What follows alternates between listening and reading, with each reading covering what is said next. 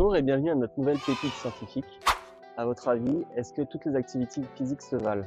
Est-ce qu'une seule activité physique tout au long de sa vie suffit ou est-ce qu'il vaut mieux en combiner plusieurs? C'est ce que nous allons voir aujourd'hui.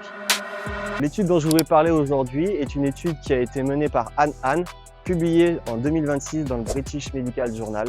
Cette étude a été menée sur près de 100 000 personnes, qui est quand même un énorme échantillon, mais surtout, c'est une étude longitudinale qui a été menée sur près de 30 ans. 30 ans, c'est quand même assez exceptionnel. Ils ont comparé les effets de 9 activités physiques individuelles, mais aussi et surtout l'impact de la variété de ces activités sur le risque de mortalité. Alors qu'est-ce qu'ils ont montré? C'est que finalement, toutes les activités physiques ne se valent pas. Par exemple, la marche a un effet de réduction de moins 17% de mortalité, contrairement à la natation qui n'a pas réellement montré, en tout cas dans cette étude, d'effet significatif. Mais le résultat qui nous semble le plus intéressant dans cette étude, c'est que le fait de varier de l'activité physique avait un impact beaucoup plus significatif à hauteur de 19% de réduction du risque de mortalité. Et ce, indépendamment du volume d'activité physique.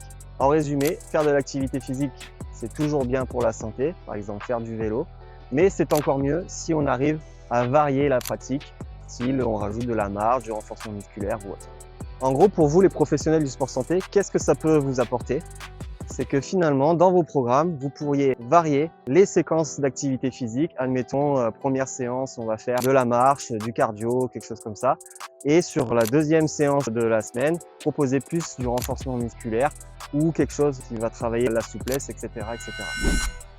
Et en gros, vous allez aider vos bénéficiaires en variant les activités à gagner des années. Mais allons un peu plus loin avec ce principe de variabilité qui fait écho à un concept qui nous vient du Canada, qui est la littératie physique, dans lequel la variabilité amènerait à améliorer la motivation des participants et à l'engagement durable dans la pratique. En gros, quand on pratique plusieurs activités, on s'ennuie moins.